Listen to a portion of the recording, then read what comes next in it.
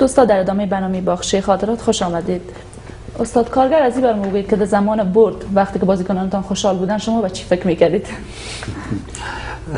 اصلا فکر در پیش ما نبود که چی فکر کنم، غیر فکر خوشی و فکر تبریکی و فکر تلفن آدمو لحظه دیگه هر دقیقه از کابل تلفن کرد. اولین تلفن از شخص رئیس جمهور بود که گفت تلفن ببر تبریکی به خاطر با صدای بلند تبریکی داد. برای تمام پلیرها جمع شدن برایشان تبریکی دادن و موسیقی بود و پیروزی از آن ماست و خواندن که بسیار واقعا خاطرهای بسیار خوشه از او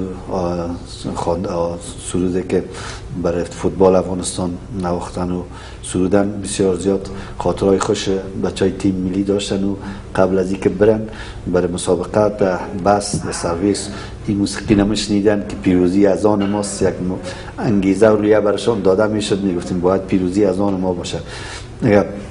او خوشحالی واقعا هیچ وقت دست نخواد داد و مردم که دست کابل برای وکیل صاحبایی که آمده بودن، اراکین دولتی که آمده بودن، راستین احساسات داشتن که همه یک احساس ملی رخ داده بود که بیرق کشور خود میگرفتن، میبوسیدن و بعد تن خود میکردن و گردش میکردن و دایره عطر مینداختن و رقص و پایکوبی میکردن. خب استاد وقتی که تیمتان که برنده شد در اون زمان بر شما اولین کسی که زنگ زد کی بود؟ برای ما برنده شد اولین از ریاست جمهوری رحیمی صاحب زنگ زد، گفت رئیس صاحب جمهور کتون صحبت میکنه و پیروزی را تبریکی داد و باز گوشی را بلند که گوشی را که تمام بچه ها بشنوه باز تبریکی داد. همونج لحظه گوشی را تمام بچه ها شنیدن، در داخل میدان بودن و بچه ها زنده باد افغانستان گفتن، زنده باد رئیس صاحب جمهور افغانستان نعره میکشیدن و از همون طریق تلفن اعلان کرد که برای تمامشان یک آپارتمان از طرف ما برشان اعلان شد که واقعا پذیرایی خوب کرد رئیس جمهور از تیم ملی فوتبال کشور و یک آپارتمان برای تمام ورزشکارایی که مسابقات جنوب آسیا اشتراک داشتن توزیع کردن و همچنین کمک‌های نقدی کردن و جا دارد از تمام سکتورهای خصوصی که در عرصه تشویق تیم ملی فوتبال کشور سهم گرفتن هزار سپاس کنیم و کسایی که وعده کردن سهم هم نگرفتن، وعده خود وفا نکردن یا وکیل صاحبایی که وعده کردن با وعده خود وفا نکرد از اونها هم تشکر کنیم که وعده کردن اما ندادن. خیر است، تشکری میکنیم از تک تک ملت مردم افغانستان خود تشکر میکنیم که تیم ملی خود را واقعا همراهی خوب کردن. تشکر استاد. خب آقای شریفی از این بر ما بگویید که وقتی وارد فوتبال شدید چقدر نظر اقتصادی راضی هستید؟ خب هر کسی از نظر اقتصادی میخواد یه پشتیبانی برای خودش جور کنه از ورزش.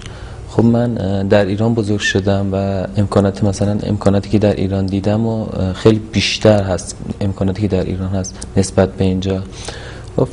خداشو فعلا هم در کارابر که بازی میکنیم شاید امکانات کم باشه ولی روز به روز بهتر و بیشتر میشه به نظرم فکر میکنم. خدا رو شکر فکر میکنم از نظر اقتصادی 10 سالهای نچندان دور بهتر از اینم بشه. خب آقای شریفی درآمدتان از این ورزش فوتبال چقدر است؟ خب درآمد ما گفتم که درآمدی انقدر زیاد نیست که بخوایم روش حساب باز کنه آدم، ولی یه چاره‌ای برای زندگی کردن روزمره میگذره. خب تشکر آقای شریفی. استاد کارگر از این برام بگویید که وعده‌ای که برتان دولت افغانستان داده بود چقدرش عملی شد؟ دولت یا مردم سکتور کدامش؟ همیشان.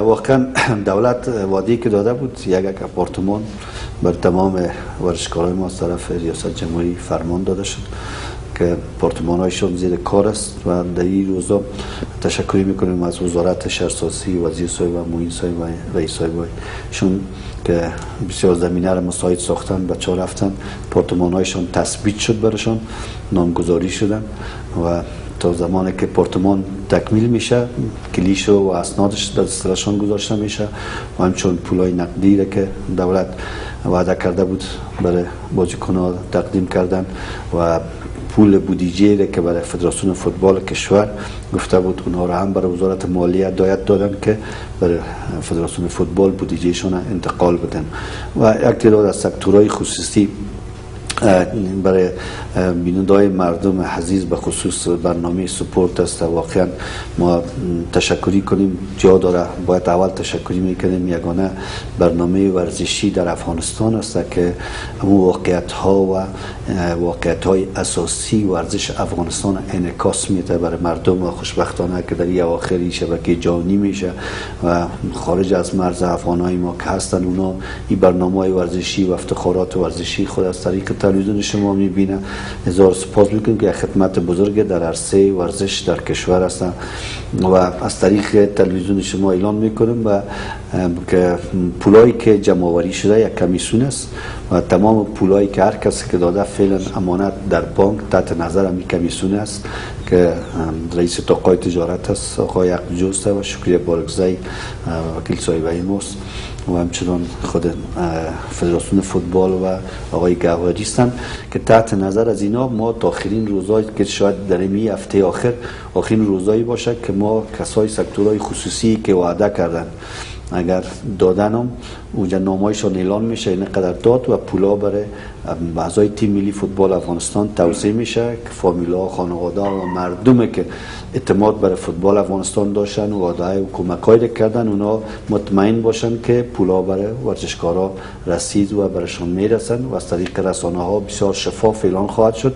او کسایی هم که ندادن و در خلافی هم کردن چی سکتور خصوصی چی وکیل صاحبا هست ما از طریق رسانه ها و میدیا اعلان میکنیم اینی کسا دادن و اینی کسا ندادن. یک مدت کوتاه شاید یک هفته دیگه مونده، بعد از این یک هفته ما این پروسه را ختم میکنیم و مقدار پولی که برای ورزشکارا تعیین میشه برشان توزیع میکنیم و یک مقدار پولی که به خاطر مسابقات کمپای آموزشی که ما قریب یک ماه بعد شاید که یا کمتر از اون یک کمپ تمرینی در کویت و یا قطر داشته باشیم. ورزشکارای ما که در اروپا و امریکاست در اونجا کلشان تجمع میکنن، از بین 40 تا 45 ورزشکار یک تیم 23 نفری را انتخاب میکنیم. امیدوار هستیم که بتونه اون تیم هم در رقابت‌های چالش کاپ آسیا دستاورد داشته باشه. خب انشالله که با آرزویتان برسید. تشکر استاد. آقای شریفی صادقانه بر ما بگویید چقدر از رفتارهای استاد کارگر در جریان مسابقه راضی بودید؟ واقعا من بهتون بگم میتونم واقعا آدمی از یه نفر ببینه دوست داره مثلا انتقاد کنه ازش، ولی واقعا من تا الان از استاد اصلا بدی ندیدم. واقعتش با خیلی رویه خوب با بچه‌ها صحبت میکنه، رفتار میکنه. نسبتا درباره خودم که مثلا در بازیایی بود که مثلا توپا رو خیلی خراب کردم، هر کسی باشه مثلا یه انتقادی میکنه، یه سرصدایی میکنه، ولی استاد با رویه خیلی خوب با هم صحبت کرده. اعتماد به نفس بازم بهم داده که مثلا در ادامه بازی ها بتونم بازیمو بهتر انجام بدم. واقعتش میتونم بگم جای افتخار است که جناب استاد مربی من است و دوست دارم همیشه در کنارشون باشم و از تجربهشون بهره ببرم. خب دوستان میریم ببینیم که چقدر از این حرفای آقای شریفی که زدن در رابطه با رفتار آقای کارگر راست است. با هم از دوستانشان میبینیم یک جا. همین کارگر ما تقریبا از دوره متعلمی و دوره پانتون اینا که بودن مسابقه همراهشان انجام دادیم. یکی از رفیقای بسیار نزدیک ما در ضمن استاد ماست و ضمن بسیار در فدراسیون همراهشان یک جای هستیم، سفرها رو یک جای رفتیم.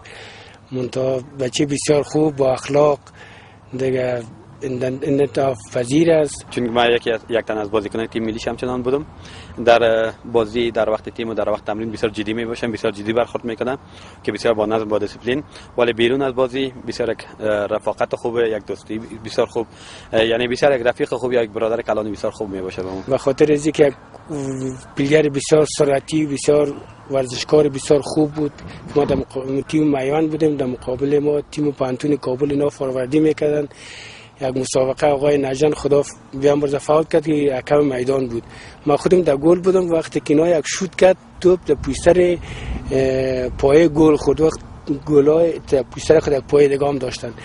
توپ گل شد، پس پرید رفی میدان فکر کرد که در گل وسط چی خورده پای اول پرید پس برآمد هیچ کس نفهمید که گل است مگر خودم من فهمیدم که گل بود.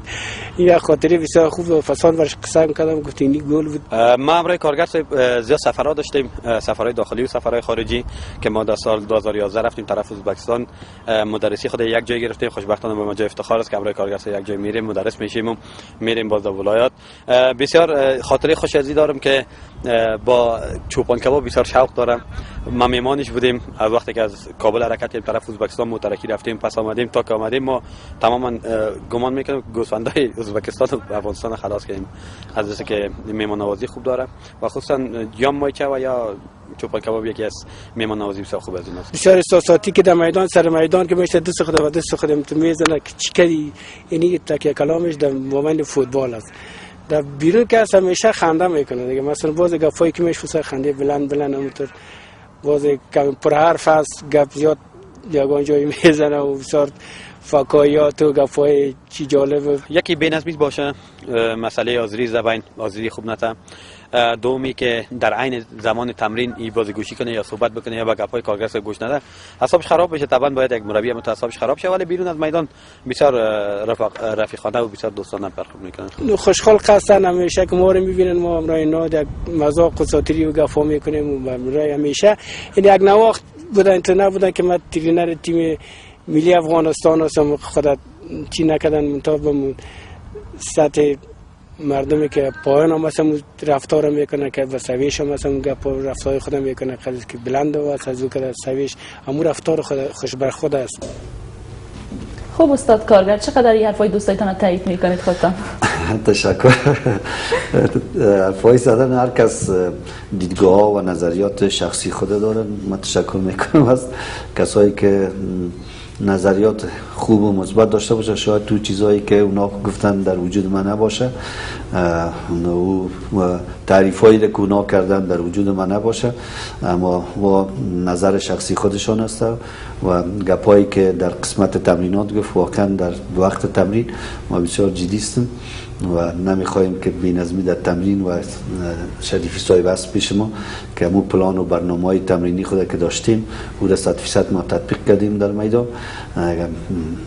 ما کل ورزشکارای خود پلیرای خود داخل میدان در چوکات فوتبال عمل میکنیم در وقت خارج از میدان میباشیم مثل دوست و رفیق میباشیم.